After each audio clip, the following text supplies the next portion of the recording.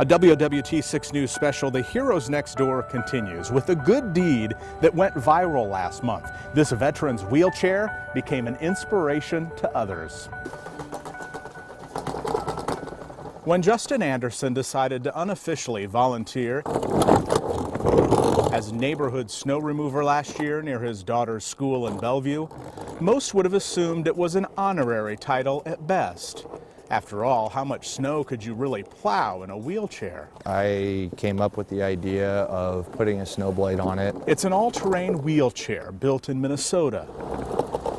The company offers plenty of upgrades, but a snowplow isn't one of them. And got some L-channel steel and took the blade off of a riding lawnmower and fabricated up the bracket myself. He hoped his idea would inspire others. Yeah, can I speak with John Johnston, please? It did. When we watched that, and as we right away, all three of us, we got to get a hold of this guy. The Johnstons of Oshkosh, Wisconsin saw our story and had to know, how did he do it? We had some snow come through here last night, so I was, of course, out pushing some snow. Yeah, we had some snow come in last night, too. Unfortunately, my homemade plow did not work. The Johnston son, Kurt, also has an action track wheelchair. The 32-year-old with a rare genetic disease can easily drive over piles of snow, but cannot push it very well. So his father, a Vietnam vet, reached out to the Iraqi vet in Bellevue to talk shop. Well, there's two mounting holes there for the adjustable foot plate. They promised to exchange photos of their modifications. I'm very grateful for reasons just like this, so that way I can reach out to you and your family, and I can help you guys out, and vice versa. You can help me out as well, and so that's why I'm glad that that it is reaching individuals and families such as yours, so that way we can brainstorm together. There you go. Interesting how one neighborhood good deed spreads 8 hours away. I can't wait to see what Kurt and his father come up with in Wisconsin. Well, with Memorial Park as a backdrop, it's only appropriate that someone nominated someone from the greatest generation. John Chapman, meet Moses. Moses Levy was 17 years old when he joined the Navy.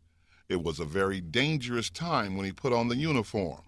His commanders told him so. It's now, some of y'all gonna make it, some of y'all ain't gonna make it. But still, you gotta carry on. It's gonna be rough, still gotta carry on. Moses did carry on. He arrived in Pearl Harbor after the enemy had bombed and broken soldiers, ships, and planes. Moses' job was to help clean this up. Moses says it was tough, but he made it through. 4 days or 5 days, we didn't have no food and ran out of food. But we made it to Pearl Harbor. Moses spent 10 years in the Navy, and this month he celebrates his 97th birthday. Still strong, still lifting weights. There are not many veterans left who wore the uniform at such a crucial time. When you see Moses or one of his fellow World War II veterans, we should thank them, or maybe spend some time and listen to the stories they have to share. Love it, Moses, 97 and still pumping iron. This next story is more about the journey, not the destination.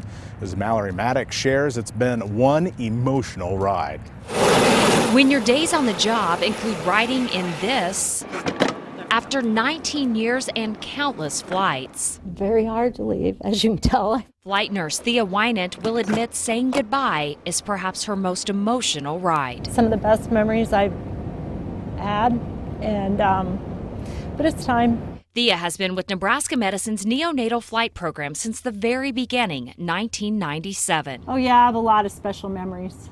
A lot. Years of helping countless families whose babies she would do everything to save while in flight. Babies like Logan, who was unbelievably sick. Thea helped save him, and she's kept in touch with his family since. I heard from him on NICU Nurse's Day, and it was the best thing. It was like, oh, how nice is this? He's like 16. And a family that by saving Logan's life, she's forever changed. But now it's her own family experiencing change. There's so much going on that she's decided it's time to give up her time in the sky. I have 6 grandkids, and so it was just time to make a change. Thea will still work as a nurse in the NICU. she'll just stay on the ground. Coming up, I just look at him every day, and he's the strongest kid I know. meet more everyday heroes. I want to say thank you. That blesses me that you did that for me. When this WOWT 6 News special returns.